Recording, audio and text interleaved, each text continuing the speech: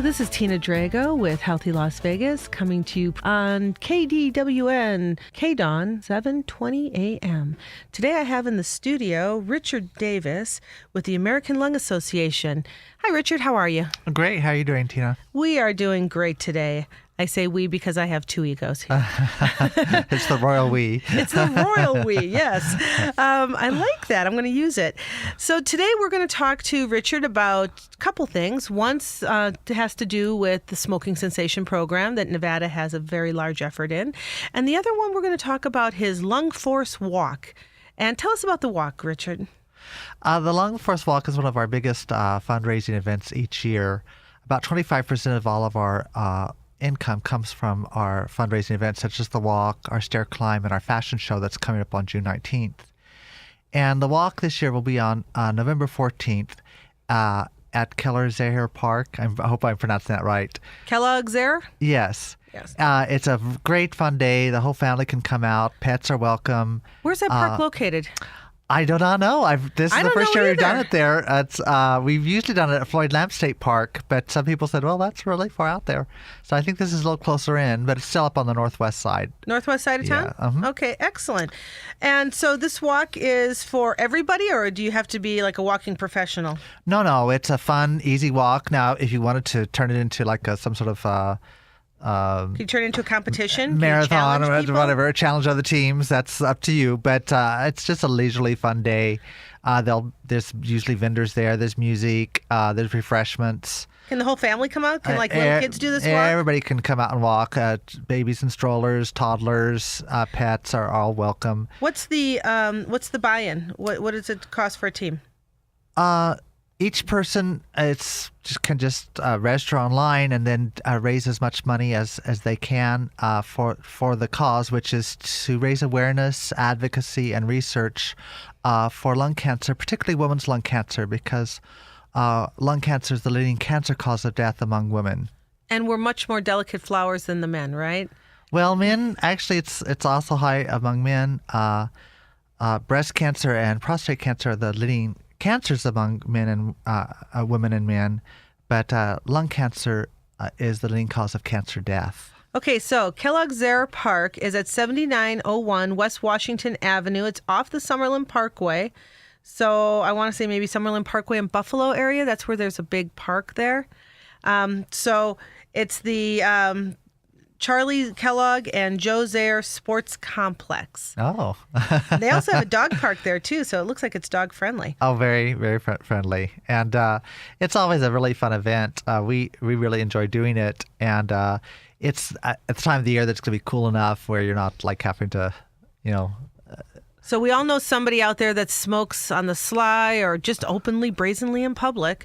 And this walk, why you should walk is because the lung cancer kills more people each year than breast, colon, prostate, and cancer combined. Now that's pretty scary in and of itself when you think about how preventable it really is. Well, smoking is the leading cause of preventable disease and death in the United States. It kills about 438,000 people each year. And then about another 250,000 would be suffering from some form of chronic disease as a result of smoking. But it's not just cancer. It also contributes to hypertension. COPD, heart disease. It's the leading cause of heart disease. Peripheral neuropathy, which a lot of people with diabetes suffer from, the horrible shooting pains in the hands and the feet. Cancers of the bladder, kidneys, and pancreas are directly attributable to tobacco use. So it's plus it makes your breath stink. Well, and appearance is also something to consider about. We live in a desert. All of us women are out here hydrating, and I know smoking gives us wrinkles because my sister is only a year younger than me, but she looks 5 years older than me, and she smoked. And I always say, as a health educator, I'm all about your health, of course, but other people, they're more concerned about pocketbook. It's expensive. And it's going up, their too. Appearance. Didn't they just increase the tax? Well, they're trying to increase the tax right now in the legislature. So whatever a person's reasons for quitting, that's a good reason. Whatever your reasons are, jump on it because whatever your reasons are good reasons for quitting. And it's not one of those victimless crimes like prostitution, where I know I'm laughing, but truly, if you smoke, that smoke is affecting your family, your friends, your environment, the people around you. Secondhand smoke kills about 530,000 people per year worldwide. It's not harmless. It does affect our friends, our family, our community. It also affects our pets. A lot of people, they take a very brazen attitude. Oh, well, I'll die of lung cancer in 6 months. I don't care. But then when you mention the pet, then suddenly you're hitting a heartstring, and it does affect our pets. They both, when they eat the butts, that can cause nausea, diarrhea in the pet, heart palpitations, and then also animals do suffer from forms of cancer from the secondhand smoke. They're exposed to the secondhand smoke also, so that truly does make a difference. And bird respiratory systems are also very delicate, damaged by cigarette smoke. I could see that. We have tons of birds by my house. I'm not necessarily the biggest bird lover, but I wouldn't want to blow smoke in their face either.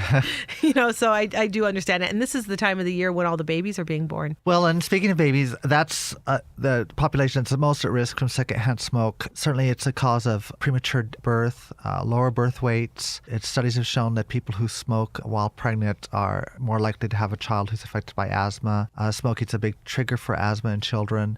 And then also inner ear infections among newborns and toddlers. And sudden infant death syndrome among newborns. So if you're listening to this right now and you're thinking, oh, I smoke and it's too late now because I've already been smoking and I'm 6 months pregnant, quit today. That's right. And some people say, oh, well, it's too stressful to quit now.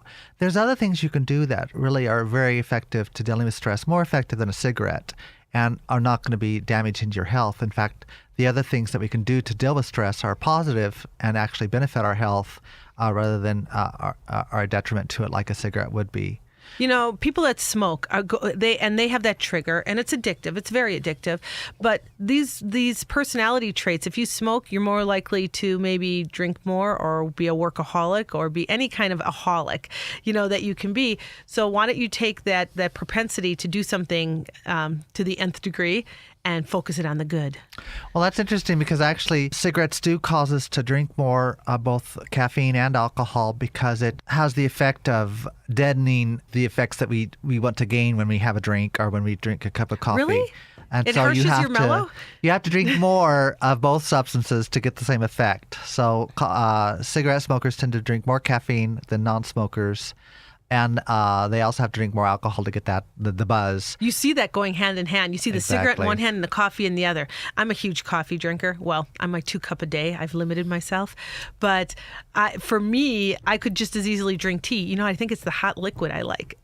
Well, and certainly I tell my quitters in my freedom from smoking classes that they might consider cutting down on caffeine a little bit initially during their quit, because then they'll have less of the jitters and the lack of focus that you could have when you quit smoking. And also to, maybe be aware of the amount of alcohol they're consuming, because again, when they smoke less, the alcohol will have a more potent effect. What about, doesn't it make food taste better? That's why people gain weight, because they're actually tasting the food now. Right. One of the first things that happen in my quit smoking classes is they come in after quit day and it's like, oh my God, I can smell again and everything tastes so good. And certainly food does taste and smell better. There can be a tendency to eat more. It's true that about 80% of smokers do experience 5 to 10 pound weight gain. The good news is that it's generally temporary weight gain. It's not permanent. But we also work with our freedom of smoking quitters on maintaining a healthy weight while quitting. We devote one whole class just to that topic because it is important, especially if you're pre-diabetic or diabetic. We don't want to see weight gain. Question: does smoking reduce your appetite, or does smoking make food taste so bland you don't want it? No, smoking does reduce the appetite for about an hour after smoking, but certainly also it's going to deaden the nasal passages, the taste buds in your tongue and so forth, so that, food's not going to smell as good or taste as good as it would if you were not a smoker. I'm not a smoker. I really don't enjoy the smell of smoke around me, and if people go out and smoke that are employees at the clinic, which I frown very much upon if they go out for their smoke breaks. In fact, I've got everybody in the clinic to quit smoking except for one contracted employee that I can't really bully into quitting to smoke. So I make all kinds of reasons why it's important for her to quit smoking, but she doesn't listen. Well, the American Lung Association is available to come to your place Can of you do an employment. intervention? To do an intervention, to bring the Freedom of Smoking program to your company, and to help your employees who are smokers to quit. The benefit for your company is a big savings both in health insurance costs and productivity. Studies show that smokers tend to be less productive than non-smokers on the job. If even only one employee quits smoking as a result of the Freedom of Smoking program, you've paid for the entire program just through that one employee's quit. I have this thing where if you work at a medical clinic that says health and wellness on it, it's in the title, you should not be smoking. To me, it just seems like a fundamental, easy thing to understand. So, like I said, everybody but one. Can I have a program for one rogue person, or can I just introduce you to them and you can get them? Well, freedom of smoking is offered in a variety of options, so it's very flexible for your situation. For example, we can have an in-group clinic where I think that's the best because then you have a supportive group atmosphere. You're helping each other to quit. And I love those classes. They're a lot of fun. There's a lot of bonding that takes place, and it feels so great when people are quitting together. Yes. But then we also have our online program, so they can access the program online at home in their own time. And I can also provide face-to-face in-person support for those people. And then we have our lung helpline, which is a telephone helpline staffed by registered nurses, respiratory therapists who are also certified tobacco treatment specialists. And they can help you quit through telephone counseling sessions. So give me what these counseling sessions, give me a snippet, please. Is it like, here are all the facts and here are all the reasons why? Or do they go into the more therapeutic, what makes you pick that cigarette up in the first place? Yes, because that's going to be the best approach, is not to here are all the diseases you can get, and it's like the gloom and doom book. Right? Shorten life expectancy, all that. That's not going to help because basically, if a smoker feels bad about themselves, or depressed, or fearful, or angry, they're going to want to smoke more. So anything that you do that's nagging or scare tactics and stuff, that just makes them want to light up a cigarette. Instead, we emphasize... So I do counterproductivity. We emphasize the positive benefits of quitting, positive behavior change, the rewards of quitting, all the positive good things that happen for you when you become a non-smoker. And we give you the skills, tools, and strategies that you need for yourself to become a successful quitter. I know as an employer, when I'm talking to somebody, and interviewing them, I'm sniffing them too, because I know that if that person's a smoker, they are constantly getting up from their desk. They're not being productive. They're going outside. They're smoking. And normally what I'm finding is that when they go outside and smoke, somebody else kind of wanders out along with them. And then there's this kibitzing session going on. And then there's less productivity going on. And when you have 2 or 3 of those a day, that's an hour of lost productivity very easily that, you're as an employer, you're paying for. So I want to challenge all the employers out there to make it really difficult for people to smoke. But on the flip side, offering them these wonderful programs that Richard Davis has that will allow them to want to quit. Well, and the benefits of quitting, one of the benefits of quitting nowadays is the fact that a lot of employers will not hire a smoker, or the smoker who is hired might have a higher insurance rates because they're a smoker. And certainly in healthcare settings, particularly with more and more smoke-free campuses where you're not allowed to smoke any place on the campus, and if you do smoke, you've got to clock out and leave campus to smoke. That's a strong motivation to consider making a quit attempt. Yeah. And we're here to help. I like that. I like that you're there to help because grumbly bosses like me, we need assistance with that. I want to talk to you about hypertension, blood pressure, how smoking cessation, how stopping smoking affects directly hypertension, COPD, and blood pressure results in patients. We see a lot of patients at my clinic, and we're located on 4th and Charleston, so right downtown in the Arts and Redevelopment District. And when I was doing all of my data and looking at my patient demographics and profiles, something like 28% of the patients that were in my area were smokers for more than 5 years. And when I look at my patient population, I think it's more like 75% because everybody that I know smokes. And here I'm looking at these patients. These are the same patients that fall in the below 200 poverty level. So they're poor. They smoke, which is really expensive, and then they have all these health complications. Well, remember, they've been specifically targeted by big tobacco, that specific populations, lower socioeconomic levels, are specifically targeted. So it's not that they're How are they specifically just targeted? less More billboards? less willpower than other populations. The advertising is geared towards them. It's put in publications and billboards in their neighborhoods. Yeah, you don't see smoking ones in Summerlin or Anthem. Right, exactly. So they're being targeted. Same way with kids. Supposedly, tobacco's not advertising to kids anymore.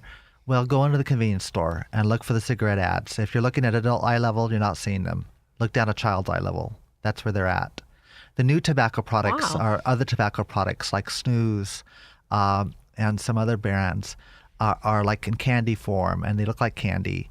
The electronic cigarettes are in candy flavors, bubble gum. Talk to me about that because peppermint. these vape they're in stores, Hello Kitty containers.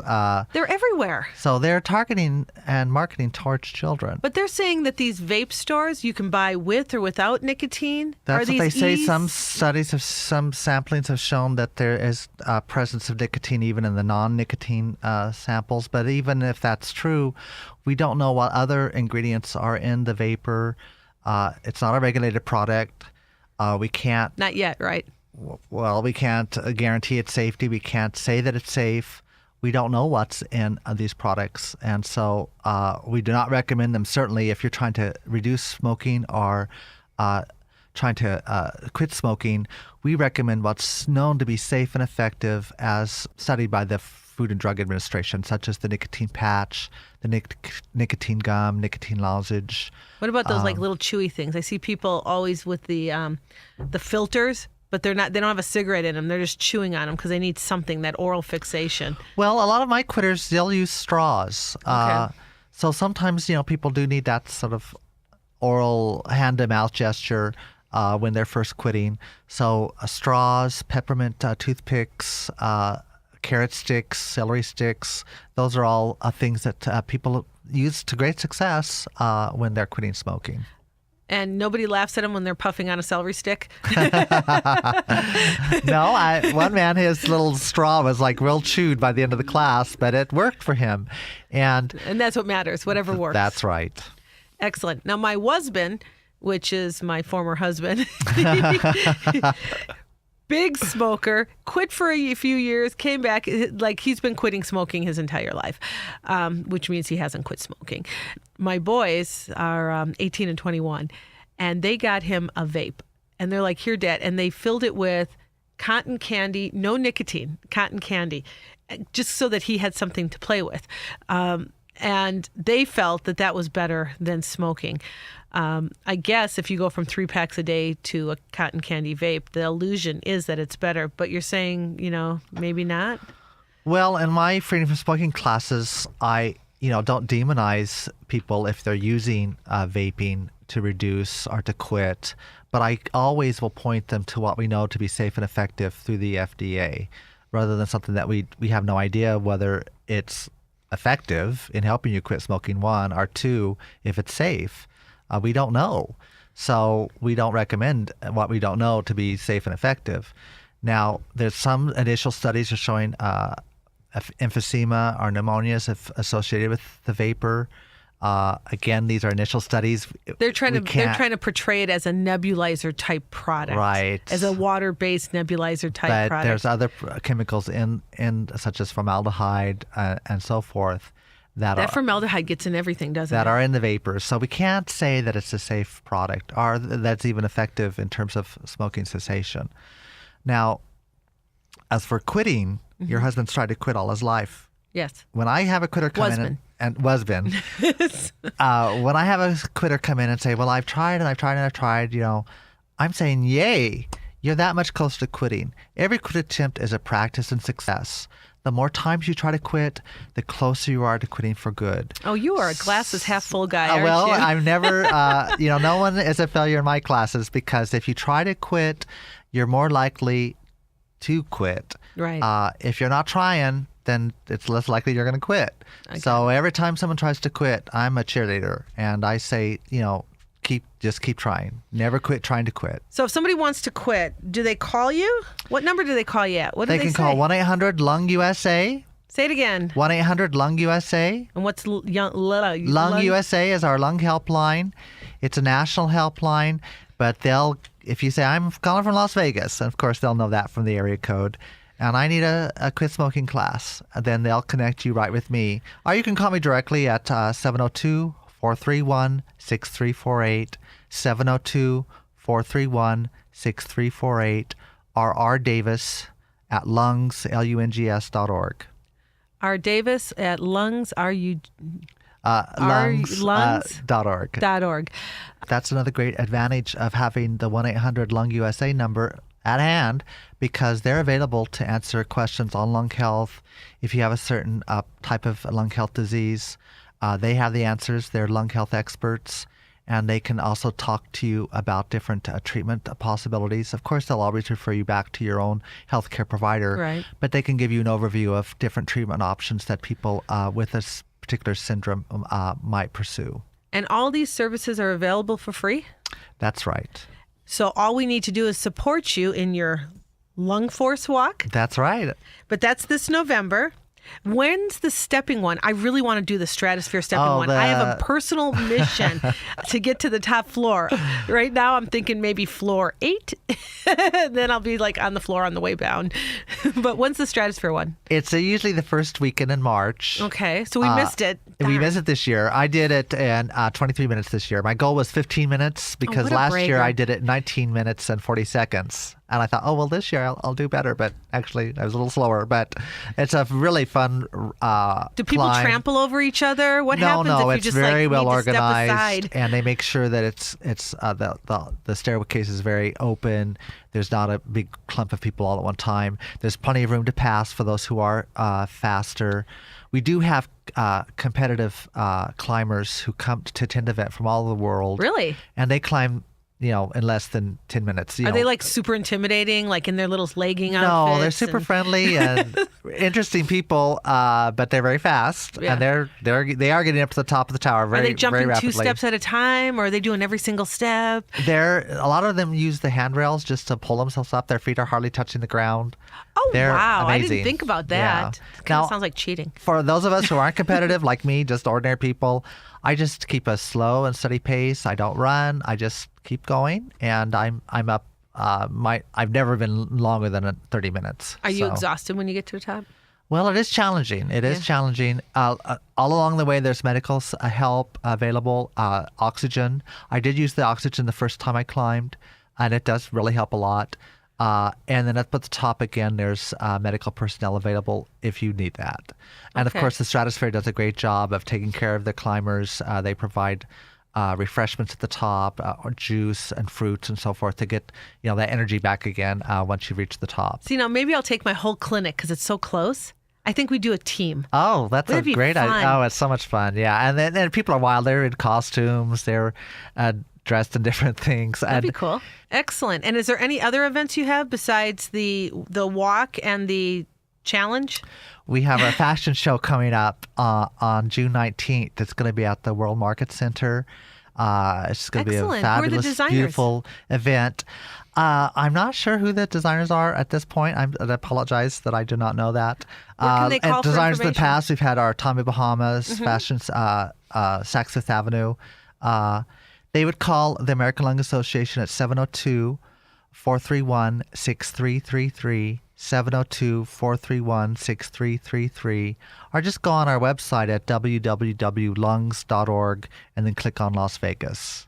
Okay, Richard, you have one more thing to tell us. What is it? Well, our premier smoking cessation resource in the state of Nevada is our wonderful Nevada Tobacco Quit line. That's run by National Jewish Health out of Denver, and they do a tremendous job assisting smokers throughout Nevada to quit smoking at 1-800-QUIT-NOW. That's 1-800-QUIT-NOW. Their services are available in Spanish and English, and they also provide the nicotine replacement therapies at no charge to callers. So people who need the medications to help quit smoking can get those through calling the Nevada Tobacco Quit line at 1-800-QUIT-NOW. And they're going to be your premier resource for smoking cessation here in our state. And then you can find out all the different ways of supporting the Lung Association here in Las Vegas. Excellent. This has been great talking with you and very informative. We have Richard Davis in the studio with the American Lung Association. And once again, you can go to www.lungs.org for additional information. Just click on Las Vegas to find out what's going on in our community. This is Tina Drago with Healthy Las Vegas, KDWN, coming to you pre-recorded on 7:20 a.m. Thank you.